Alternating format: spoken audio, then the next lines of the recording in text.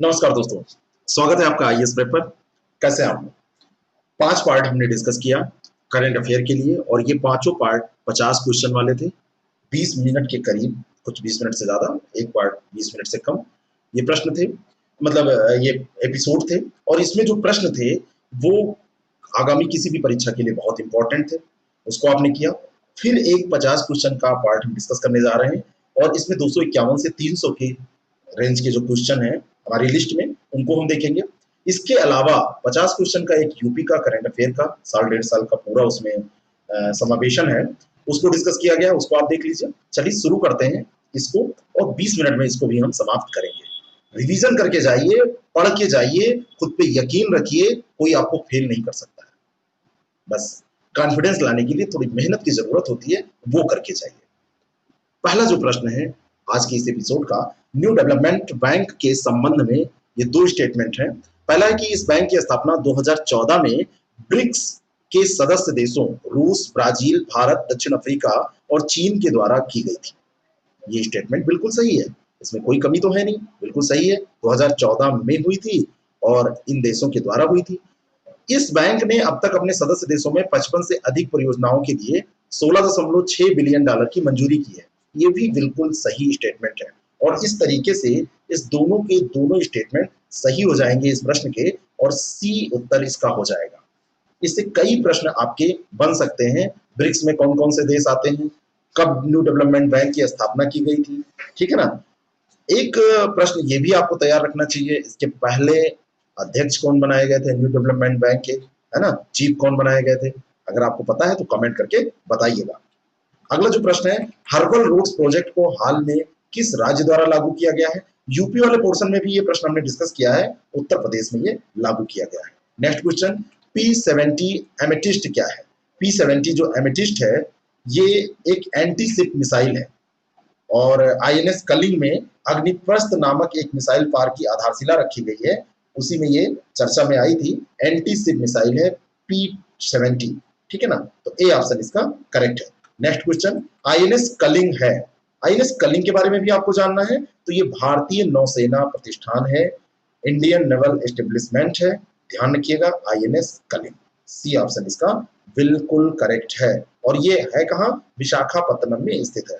युक्ति पोर्टल संबंधित है, किस चीज से संबंधित है, महिलाओं को कोविड 19 से लड़ने हेतु तैयार करने से, या फिर वृद्धों को कोविड 19 से लड़ने के लिए तैयार करने से, या युवाओं को। तो युवाओं को कोविड 19 से लड़ने के तैयार करने के लिए ये है, तो यहाँ पे ध्यान रखना है युवाओं के लिए है, यूथ के लिए है, तो सी ऑप्शन इसका बिल्कुल करेक्ट है। नेक्स्ट क्वेश्चन, विश्व का सबसे बड़ा हाइड्रोक्सी क्लोरोक्विन दवा का, हाइड्रोक्सी क्लोरोक्विन इसको पढ़ा जाएगा, हाइड्रोक्सी क्लोरोक्विन दवा का उत्पादक देश कौन सा है। तो उत्पादक देश इसका भारत है, 70% जो पूरे विश्व में उत्पादन होता है उसका भारत में होता है।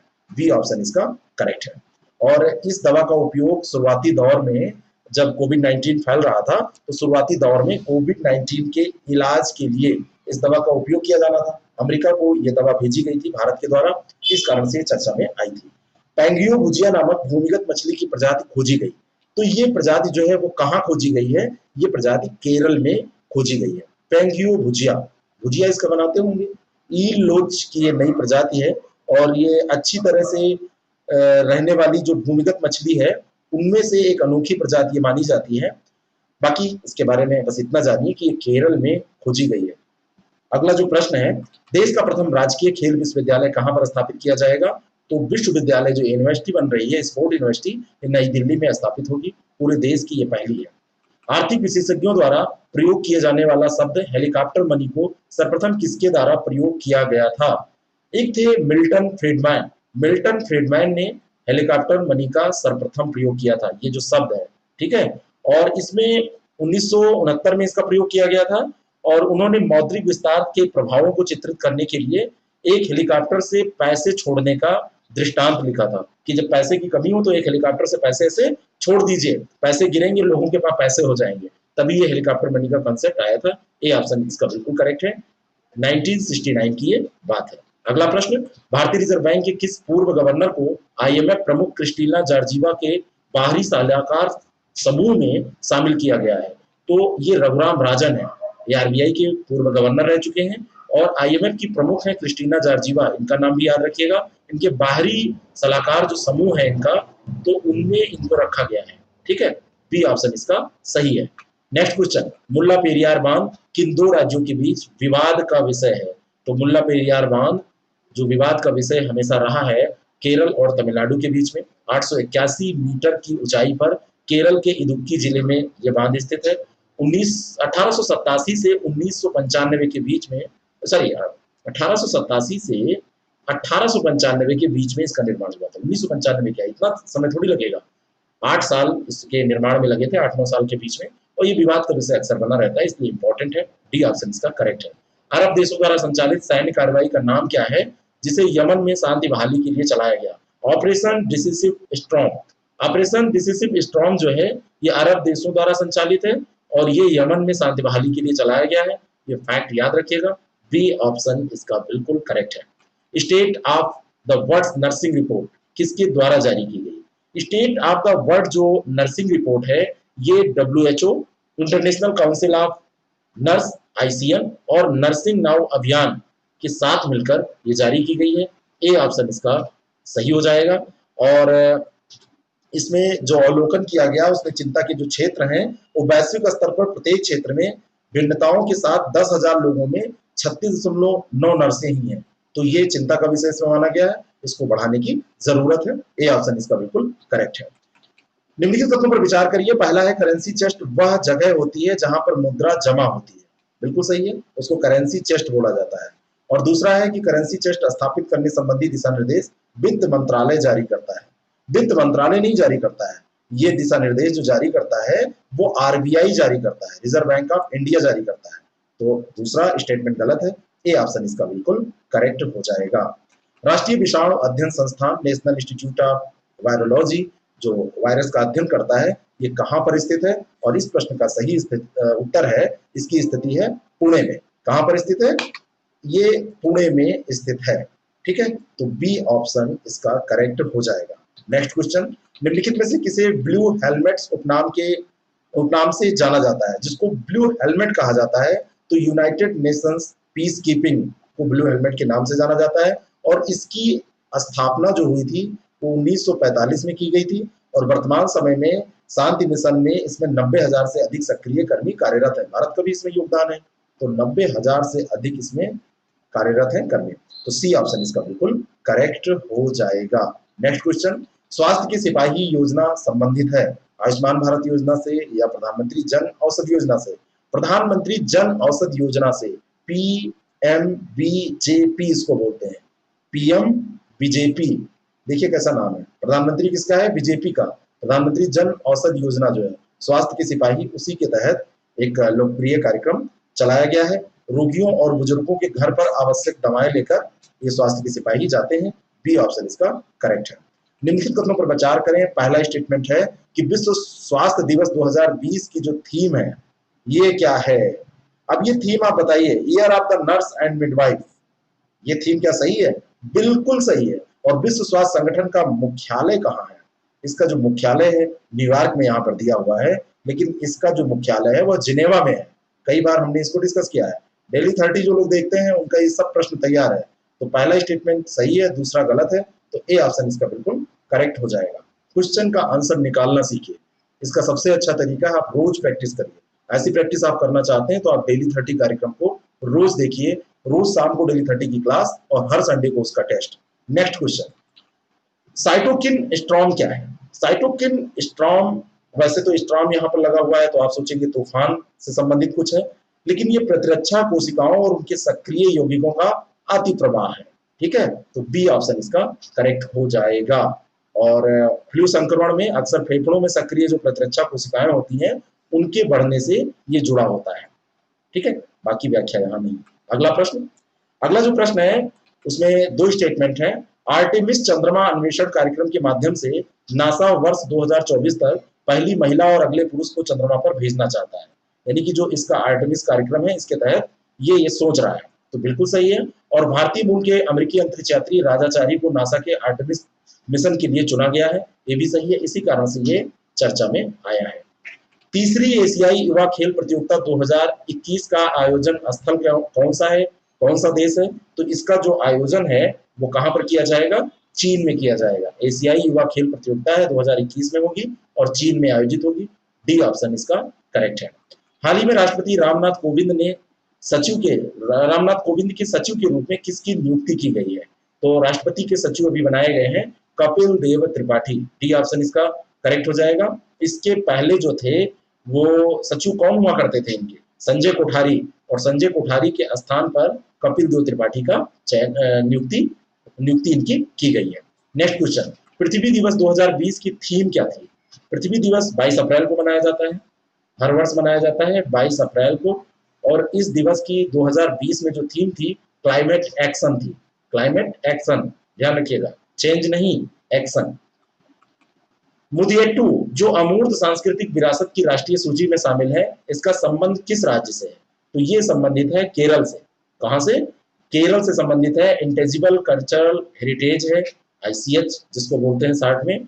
और इसको मैं आपको बताना चाहता हूं कि भारत में यूनेस्को की जो मान्यता प्राप्त कुल जो धरोहर है उनमें ये भी शामिल है। और मुदियट्टू है क्या? ये एक थिएटर है, केरल का नृत्य नाटक है, ध्यान रखिएगा। सी ऑप्शन इसका करेक्ट है।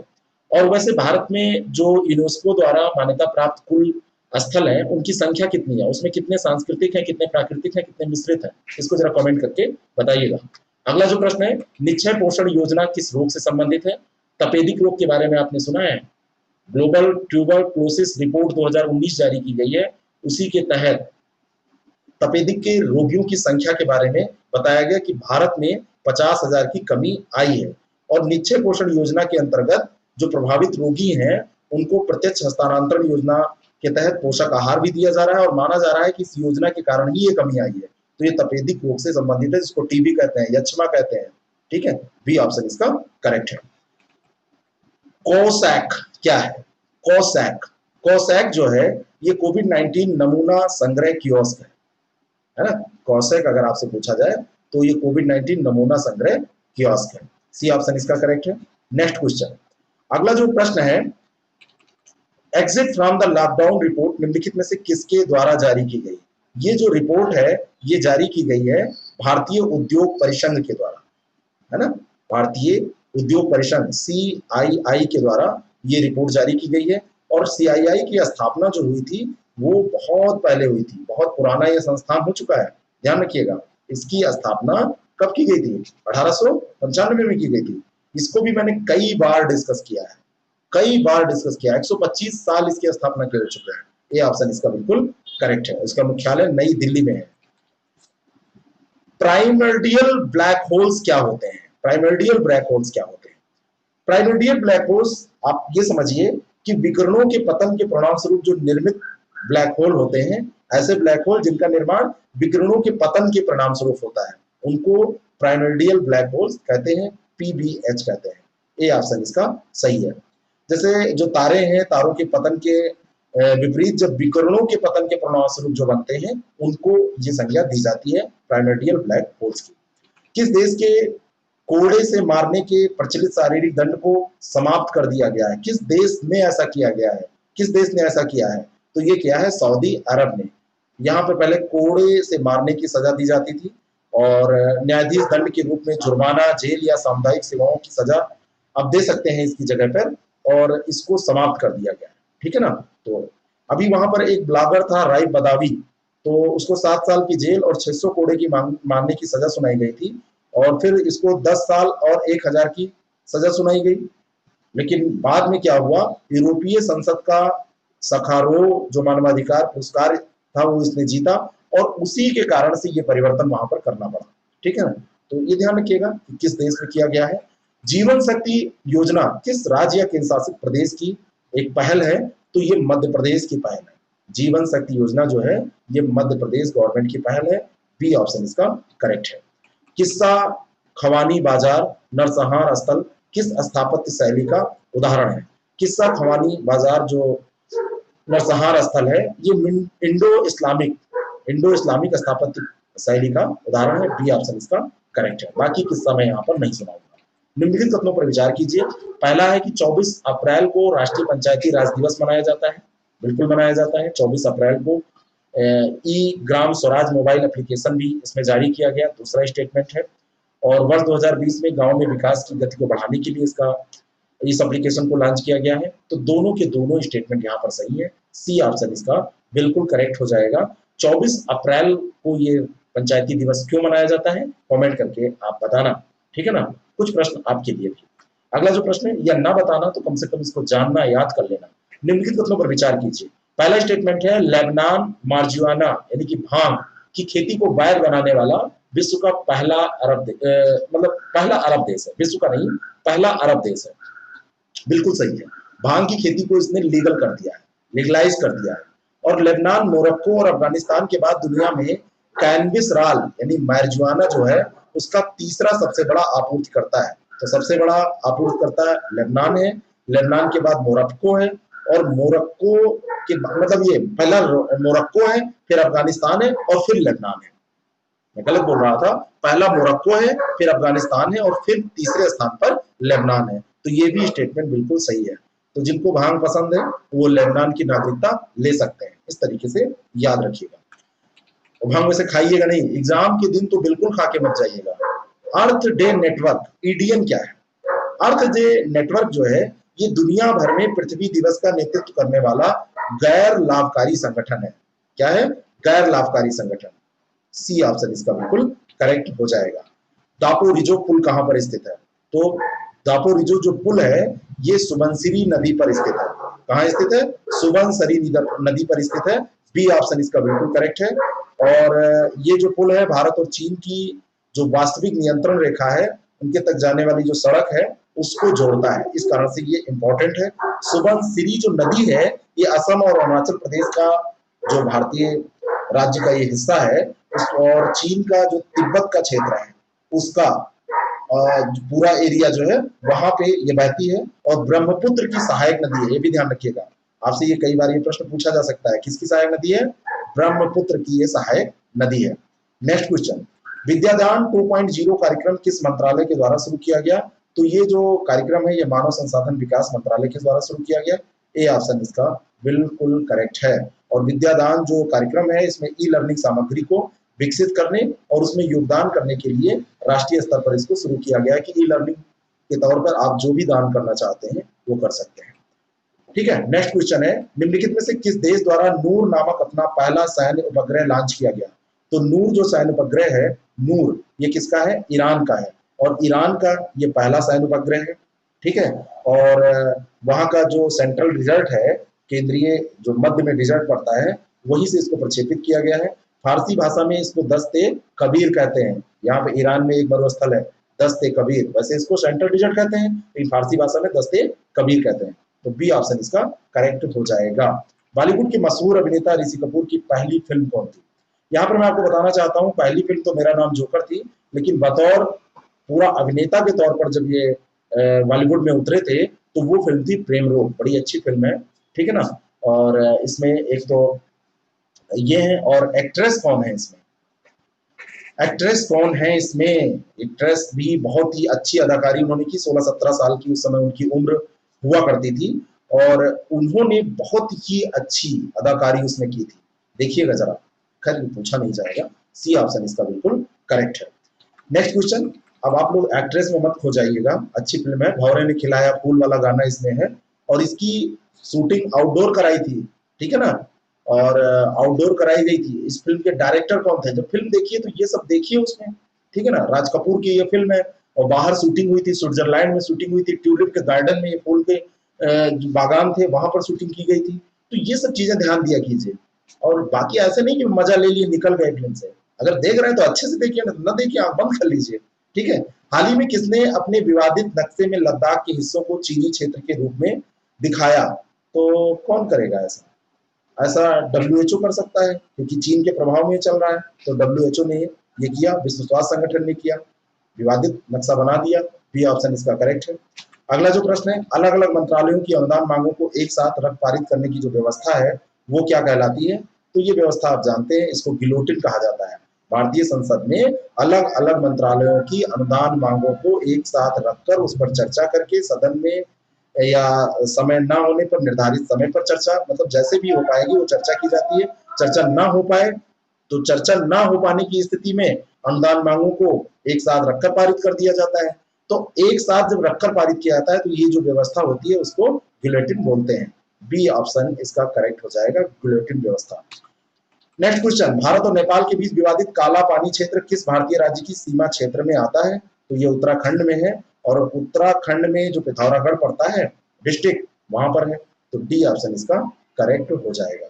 नेक्स्ट क्वेश्चन, विश्व का एकमात्र संरक्षित क्षेत्र जहां मैंग्रोव बाघ निवास करते हैं, तो पूरे विश्व में ये जो मैंग्रोव बाघ पाए जाते हैं ये सुंदरवन में पाए जाते हैं। डी ऑप्शन इसका बिल्कुल करेक्ट है, सुंदरवन पश्चिम बंगाल में है। ठीक है, बाकी आप जानते हैं इसके बारे में। हाल ही में किस भारतीय खिलाड़ी को फीफा द्वारा कोविड-19 जागरूकता अभियान के लिए चयनित किया गया? कौन खिलाड़ी है ये कोविड-19 अभियान के लिए जिसको चयनित किया गया? तो ये है फुटबॉलर सुनील छेत्री। सुनील छेत्री का नाम सुना है ना, और देश की फुटबॉल टीम के ये कप्तान हैं कि रह चुके हैं, तो ये कप्तान रहे हैं और अभी भी कप्तान है ये सुनील छेत्री। तो बी ऑप्शन इसका बिल्कुल करेक्ट हो जाएगा। वर्तमान समय में कप्तान कौन है? वर्तमान समय में कप्तान यही है। तो ये प्रश्न हो गया। नेक्स्ट क्वेश्चन है, वर्ष 2020 के एबल पुरस्कार हेतु निम्नलिखित में से चयनित गणितज्ञ कौन से हैं? 2020 में जिन मैथमेटिशियन को दिया जाएगा तो हिलेल फ्रस्टेनबर्ग और ग्रेगरी मार्गुलिस, ये दो लोग हैं, इनको दिया जाएगा। बी ऑप्शन इसका करेक्ट है। और जो एबल पुरस्कार है इसको गणित का नोबेल माना जाता है, और बहुत ही उत्कृष्ट योगदान के लिए ये पुरस्कार गणितज्ञों को दिया जाता है। नेक्स्ट क्वेश्चन, MACS 4028 किस फसल की उन्नत किस्म है? तो MACS 4028 गेहूं की उन्नत किस्म है। ये ऑप्शन इसका करेक्ट है। और आगरकर रिसर्च इंस्टीट्यूट पुणे के द्वारा इसको विज्ञान और प्रौद्योगिकी विभाग के अंतर्गत ये कार्य करता है। आगरकर जो रिसर्च इंस्टीट्यूट है उसी के द्वारा ये उच्च गुणवत्ता वाले गेहूं का विकास किया गया है। अगला जो प्रश्न है, निम्नलिखित कथनों पर विचार करें। पहला स्टेटमेंट है, भारत का सबसे तेज कंप्यूटर प्रत्यूष है। क्या ये सही है? बिल्कुल सही है। और इस सुपर कंप्यूटर का 6.8 पेटाफ्लॉप की गति के साथ अंतरराष्ट्रीय स्तर पर 9वां स्थान है। मैं आपको बताना चाहता हूं इसकी गति तो सही दी है, 6.1 पेटाफ्लॉप ही दी है इसकी गति, लेकिन इसके जो स्थान की बात हो रही है 9वां नहीं, ये 39वां स्थान है। बहुत पीछे है अभी भारत इस क्षेत्र में। तो ए ऑप्शन इसका बिल्कुल करेक्ट हो जाएगा। अगला जो प्रश्न है, राष्ट्रीय हरित अधिकरण ने दीपोर बिल के आसपास के क्षेत्र को पर्यावरण संवेदी क्षेत्र या इको सेंसिटिव जोन घोषित करने का निर्देश दिया। बिल्कुल सही है। दीपोर बिल जो क्षेत्र है इसको, ये असम में आता है, और वहां पर यह निर्णय लिया गया है कि इसको पर्यावरण संवेदी क्षेत्र घोषित किया जाएगा। दीपोर बिल एक महत्वपूर्ण पक्षी क्षेत्र और एक रामसर साइट है जो उड़ीसा में स्थित है। तो उड़ीसा में नहीं स्थित है, पक्षी साइट रामसर साइट है, पक्षी के लिए जाना जाता है, महत्वपूर्ण पक्षी साइट है, ये बर्ड साइट है, बर्ड क्षेत्र है, लेकिन ये उड़ीसा में नहीं, ये असम में स्थित है। तो दूसरा गलत हो जाएगा, पहला सही हो जाएगा। ए ऑप्शन इसका करेक्ट है। विश्व जल दिवस प्रतिवर्ष 22 मार्च को आयोजित किया जाता है। तो यहाँ पर आप चेक करिए कि डेट 22 मार्च सही दी है, तो जल दिवस 22 मार्च को आयोजित किया जाता है। और 2020 में जो विश्व जल दिवस आयोजित किया गया इसका विषय है जल और जलवायु परिवर्तन। तो ये भी सही है, तो दोनों के दोनों स्टेटमेंट सही है। सी ऑप्शन इसका बिल्कुल करेक्ट हो जाएगा। Next question, Ayushman Bharat mission का संचालन निम्नलिखित में से किसके द्वारा किया जा रहा है? तो आयुष्मान भारत मिशन का संचालन राष्ट्रीय स्वास्थ्य प्राधिकरण के द्वारा किया जा रहा है। नेशनल हेल्थ अथॉरिटी जो है उसके द्वारा इसको किया जा रहा है। बी ऑप्शन इसका करेक्ट हो जाएगा। 1 अप्रैल 2018 को आयुष्मान भारत मिशन लागू किया गया था। आर्थिक रूप से कमजोर नागरिकों को स्वास्थ्य बीमा मुहैया कराना इसका उद्देश्य था, लेकिन अस्पताल पैसा कमाने में जुट गए हैं, कार्ड ले लिए जाते हैं, पैसा निकाल लिया जाता है, बाकी आप सब जानते हैं क्या हो रहा है। अगला जो प्रश्न है, अंतर्राष्ट्रीय ऊर्जा एजेंसी द्वारा जारी नवीनतम आंकड़ों के अनुसार भारत का अंतर्राष्ट्रीय स्तर पर विद्युत ऊर्जा उत्पादन में कौन सा स्थान है? तो अंतर्राष्ट्रीय स्तर पर भारत का विद्युत ऊर्जा उत्पादन में तीसरा स्थान है। तीसरा सबसे बड़ा उत्पादक देश बन गया है भारत। तो ए ऑप्शन इसका बिल्कुल करेक्ट है। अगले एपिसोड में मिलते हैं, अगले पार्ट में 50 और प्रश्न देखेंगे। और जल्द ही आपके सामने बजट पे भी कुछ प्रश्न, स्पेशल जो प्रश्न है जो पूछे जा सकते हैं वो रखे जाएंगे। तो आप पढ़ते रहिए। अगर आप नए हैं तो चैनल को सब्सक्राइब कर लीजिए। वीडियो देख चुके हैं, अच्छा लगा है तो लाइक कर दीजिए और शेयर कर दीजिए उन लोगों तक, फैला दीजिए इसको। आपको लक्ष्य देता हूं कि आप जितना मैक्सिमम इसको फैलाएंगे और अगर आपने इसको 10 लोगों को भी पहुंचा दिया तो उन लोगों का कल्याण हो जाएगा। तो ये टारगेट आपके लिए है कि कम से कम 10 लोगों को आप इसको शेयर करें, ग्रुप में शेयर कर दें, जैसे भी है, जिससे कि ज्यादातर लोग इससे लाभान्वित हो सके। Thank you very much, all the best.